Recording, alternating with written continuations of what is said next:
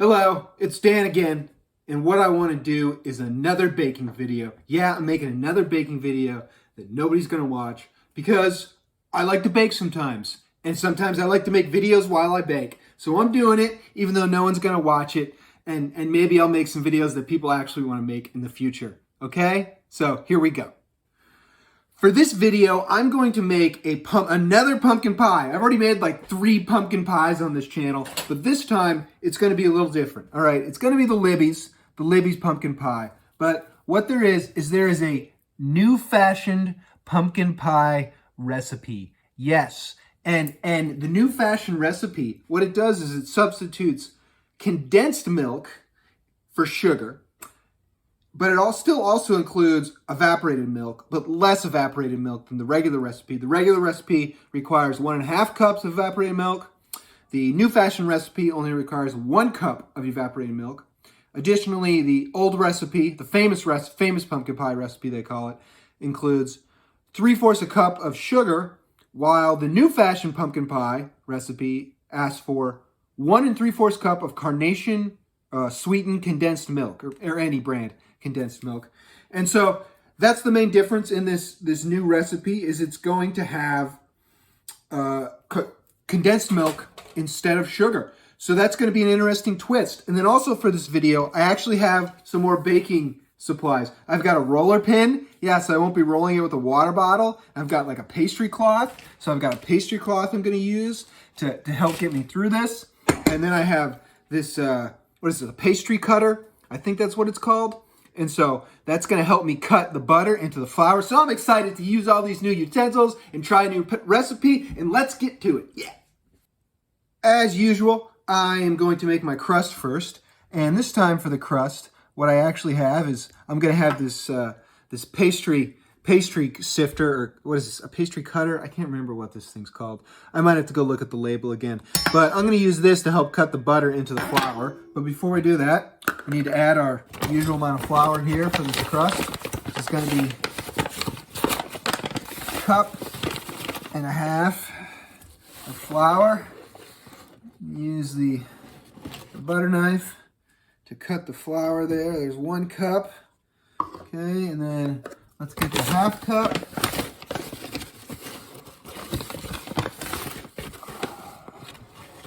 There we go. There's a 1/2 cup of flour. And then I need a 1/2 teaspoon of salt.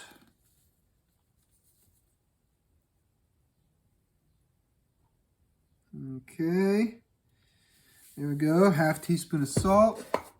I gotta sift that together, which I'm not gonna sift it. I'm just gonna use this mixer here. Yeah, I know. Not the greatest. Not a real sifter, but whatever. You do what you can with what you have. So I actually did have a sifter, but I didn't like it. I didn't like it because it took up a lot of storage space. It's hard to clean because it's like this empty cylinder with this mesh in it. And I just, this does a good enough job for me. I don't know. Now, okay, so we got that flour and that salt all mixed together. And then next, we want to add the butter. And I can't wait to cut it in with this pastry cutter. And I'm going to add the butter like a 1/2 tablespoon or a tablespoon at a time. Make it easier on myself. It took me like 2 or 3 pies to figure out it's easier to cut your butter into tablespoons. Yeah, that's how much I know about baking. But we'll see how well this works. I'm pretty excited to use this method here. Oh, wow. Oh, boy. I was using just a large fork before, and it just kind of took forever.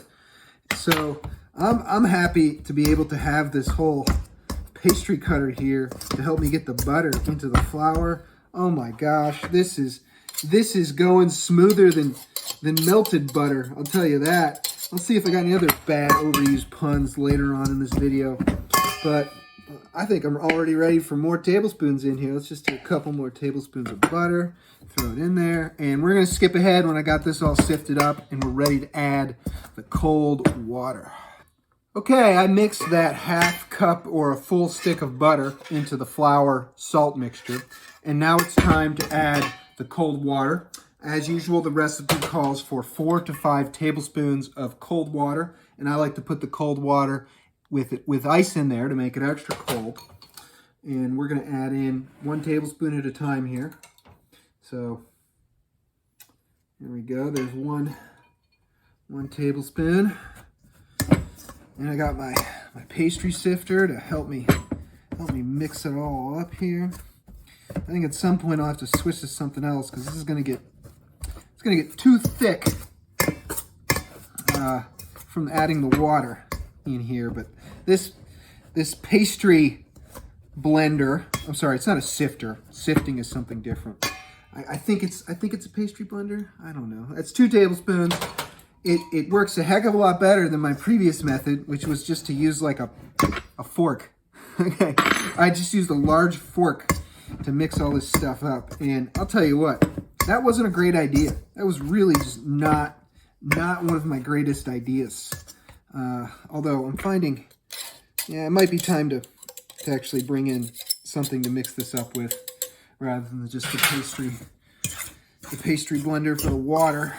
Yeah, I think this fork is going to work better for this purpose.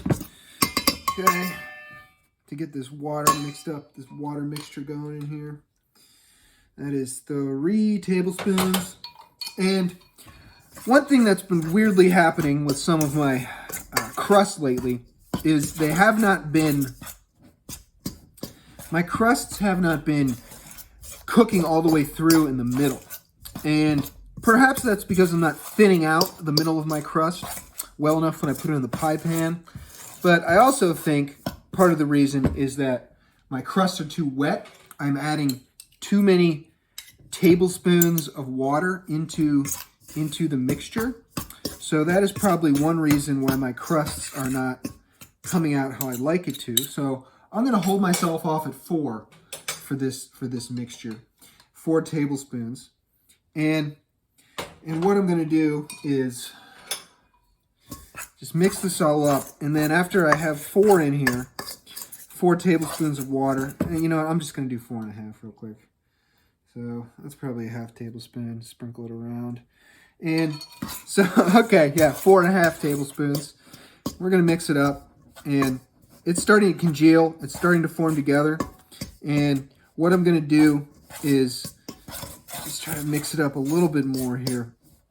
I'm going to just try to congeal this with my hands to get that crust formed how we like it.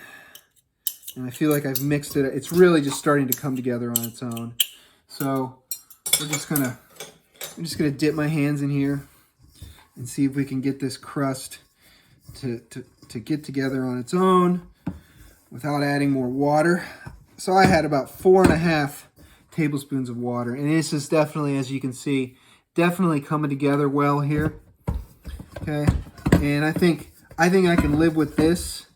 I would say this is pretty good here. We'll mix it up. We'll let that moisture spread evenly. But next, I'm going to get my rolling pin out and use my rolling pin for the first time and get this into a nice flat crust to add to my pie pan. Okay? I'll catch you later. I've got this crust all flattened out and ready to be rolled out with the roller pin. And I was using the pastry cloth, but it was actually so unstable and it kept moving around that I'm just finding it easier to roll it out just right here on the countertop. So I'm using my new roller pin here, roll out this crust, and oh boy, this is already better than the water bottle that I was using. Holy cow. Yep. Oh my gosh, this is going so much quicker. I should have bought this months ago. Oh boy. Okay, well, I think you can see how much quicker this rolling pin is going and how much smoother and more even it is compared to the water bottle I had that I don't even know if I'm going to pause the video before I get done rolling this all out, because this is going so quickly that I think I'll be done with this in just a couple minutes here. But I'll pause it and bring out the pie pan when I'm ready, okay? Sure.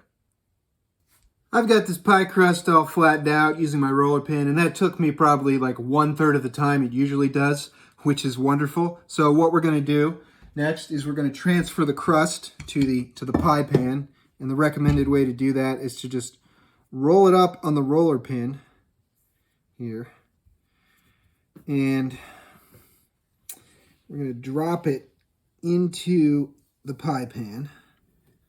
So there we go.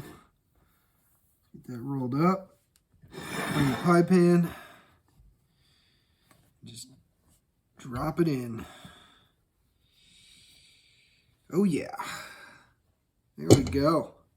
Now that looks good, doesn't it? Okay, now we have to definitely flatten it out. We have to cut off some of the excess here. But we're gonna get this all smooth, flattened out in here. And I really just like how even that roller pin was able to get this pie crust. It's so much more even and larger and thinner than, so it's gonna be nice and thin and crispy and flaky. Oh my gosh. Oh my gosh, I should have got these baking ingredients. These baking utensils, eons ago. Okay, so there we go. We got our pie crust here inside, and I need to cut off the excess. We're going to use a nice sharp knife for that. I'm going to cut off this excess, and I'll get back to you when all the excess here is cut off.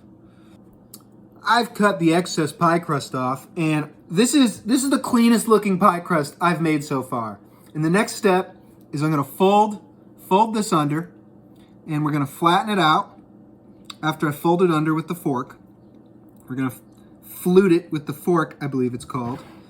So, and it's so clean, this whole folding under process is even going faster. I don't, you know, I'm just, maybe you could hear it in my voice, but I'm just excited about this pie and the quality of this pie crust due to the extra utensils I had, the pastry blender, the rolling pin. I feel that it has drastically increased the quality of my pie crust here. And even the fluting is going even. Oh, I'll skip ahead to when I'm done with the fluting, but I am thrilled with how this is turning out. Here we go. Here is the finished pie crust. It's going to be ready for the filling when I have that finished, but I have done folded the ends under. I fluted the end of the crust, the edge of the crust, and this has to be the most even, aesthetically pleasing crust I have made for this Dan Bake Stuff video series, and I am excited to put this in the oven and bake it and get it all baked up. This is going to look good. I just want to thank, I don't know if I said this already, but my mom got me these utensils. She got me the roller pin and the pastry blender, and that stuff made this go so much quicker. I am thrilled. Thanks, Mom. I appreciate it. She's the only person who actually watched these videos. I know nobody else is watching these videos. So, and if you're somebody besides my mom, I'm going to get in the camera for this. If you're somebody besides my mom watching these videos, I appreciate it. Thanks a lot. And maybe you could send me utensils too to help me get along. Okay, we're going to make the filling, and we're going to throw it in this beautiful crust here. We're going to get to that next. I'm back to work on the filling, and without the sugar, there really isn't a lot of dry ingredients to do with the filling. So the first thing I have to do is I got to mix the dry ingredients, and then I have to beat the eggs. And once I beat the eggs, I'm going to add the dry ingredients slowly into the egg mixture. And then after those are well mixed, we're going to add in the evaporated milk and the condensed milk. So first, let's mix the dry ingredients. Let's get those together. And we're going to mix them together in this bowl, and then we're going to pour it all into this glass bowl. So, all right, so what's this can call for? First thing, half teaspoon. It's going to be a lot of half teaspoons. So I'm going to do a half teaspoon of salt here. Okay. There we go. And then it wants a whole teaspoon of cinnamon. So that's a good bit of cinnamon here. We're just going to do 2 half teaspoons. I don't have to get out my full teaspoon. There we go. There's 1 half teaspoon of cinnamon. Here's the other half teaspoon of cinnamon. And then it calls for half teaspoon of ginger. Let's bring in the ginger. There we go. Okay. Maybe it'd be a good idea to wash each spice off after this, but then it'd be wet, and then all that wetness would get inside the spice. I think a little bit of cinnamon in the ginger, I think we can live with that. Now, a half teaspoon of cloves here. Okay. There we go. There's a half teaspoon of cloves. And then some recipes call for nutmeg. This recipe doesn't call for nutmeg, but you know what? I'm adding nutmeg, okay? I like to add nutmeg into my pumpkin pie mixture. There we go. And there's the nutmeg. So that's basically all of the dry ingredients for you. So that's interesting. And we're gonna stir it up here. Okay. Stir up these dry ingredients. And then what we're gonna do is that's well mixed. Would you say that's well mixed? What do you think? Yeah? Yeah? You think it's well mixed? Okay. So next thing we're gonna do is we're gonna add the eggs. And here is 1 egg. And then this other egg, we need to make sure this other egg isn't gonna be a bad egg, so we're just gonna open it over this thing there. Okay, that's a good egg. There we go. And yeah, we got our egg there. A little bit of eggshell. Let's get that out of there. Okay, so we got our egg there. We need to beat the eggs. And then we'll beat the eggs here. And then after we beat these eggs, we are going to add the dry ingredients into this egg mixture. At the same time, we're going to add in the pumpkin as well. So we're going to have to open up our pumpkin pie. Open this up. There we go. We're going to use a knife here to get this pumpkin pie mixture out of here. So let's just dump some pumpkin pie in there, and then let's dump some dry ingredients. And there's a lot less dry ingredients in here without the sugar. And how much sugar is in this condensed milk? So there are 18 grams of sugar in this condensed milk. I'm really going to be really interested in how this pumpkin pie is going to turn out compared to just using sugar. It's going to be an interesting mixture here. There we go. That's another thing. This is mixing up a lot quicker without those extra dry ingredients. So that's a nice little surprise. There we go. Let's add some pumpkin in here.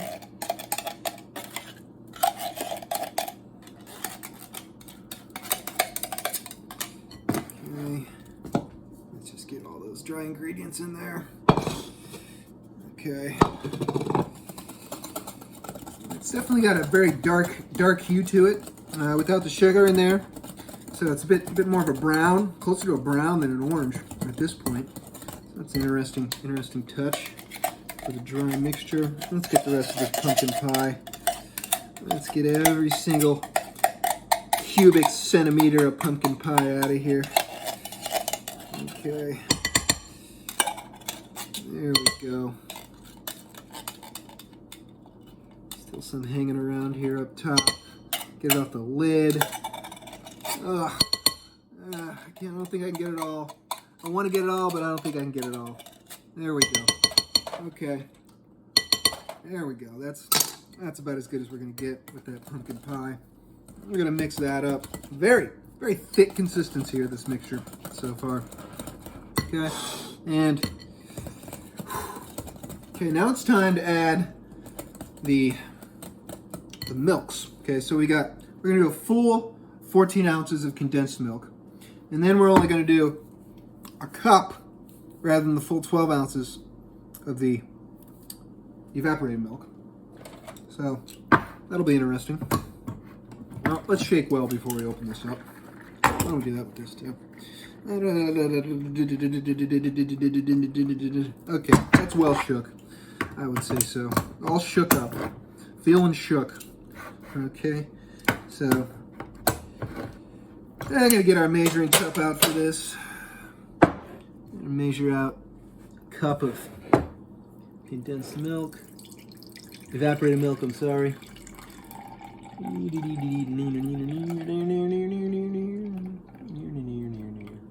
Okay, I think we're about there. Yeah, just a touch more. Now I've got 4 ounces of evaporated milk left. I guess I'll mix it with water and chocolate milk and make myself a chocolate milkshake or something. So, okay. Oh boy, this condensed milk. I've never really used condensed milk much before, and it is very like yogurt-like texture, if you can see that. So that's interesting. Yeah, that is definitely interesting texture. So all that sugar does in there. And what are the ingredients of condensed milk? Milk and sugar. Okay, that's what I thought. So there we go. Oh boy, that is, you can see that just kind of like ooze out of the container. That's interesting. That is definitely an interesting texture of condensed milk here. I was worried it was going to be too liquidy with condensed milk instead of with sugar, but I'm definitely getting a very, I think there's going to be enough thickness. Okay, so as you can see, it's lightening up. It's getting more of that orangish hue we're used to with pumpkin pie. So I'm going to add more of these ingredients gradually, and then we're going to skip ahead to when this is all mixed up and ready to throw in with into the pie shell. It's time for the final step of the baking mix here, and it's time. I need to add this mixture here. I've got the milk totally mixed in with the pumpkin and the eggs and the dry mixture, and we're just going to pour it in. All right, we're going to stop stirring this baby around, and we're going to pour it in. Okay, here we go. Here is our pie. Here's our pie crust. Oh,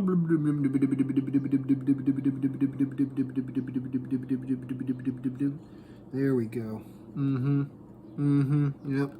And now I need to bring in the rubber scraper and get every inch, every drop of batter out of this that I can. Okay.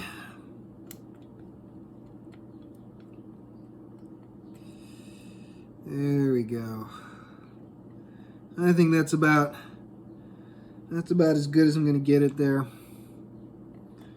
Now what we need to do is we need to lick our mixing bowl here.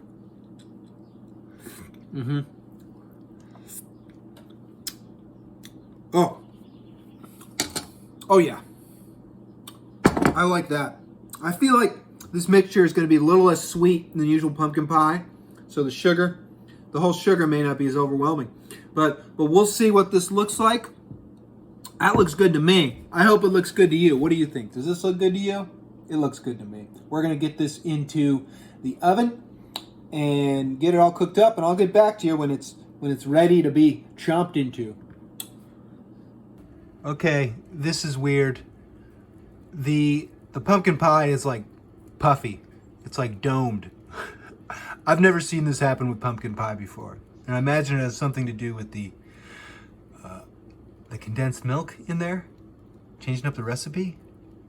This is weird. I've never seen this happen with pumpkin pie. Okay. I might cook it some more and see how it ends up. But yeah, I've never seen this happen. Here's the puffy pumpkin pie out of the oven, and this is weird. I don't know.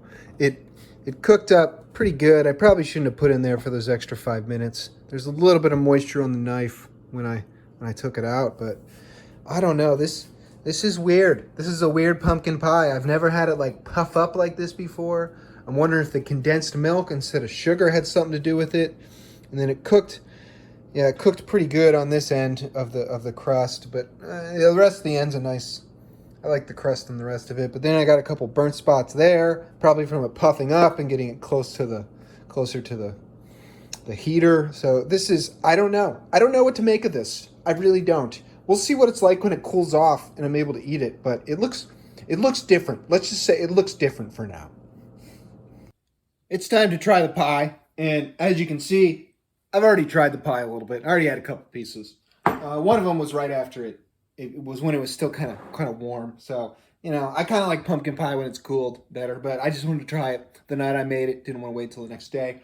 But as you can see, the pie came out kind of weird. I burned it in a couple spots, and like the filling is kind of like wrinkly on top because it expanded so much, and then it compressed down, and like the skin was expanded, and then because it you know, the volume got smaller, it got all wrinkled and stuff. So like, you know, like when you're in the pool and your hands get all wrinkly and all that. So it was a little weird on the texture. It's fine. And then there's the burn spots because I use a toaster oven instead of a traditional oven. But overall, I like the way this piece of pie is, and I can't wait to try it here. We're going to try it, see how it compares to some of my other pumpkin pies. Here we go.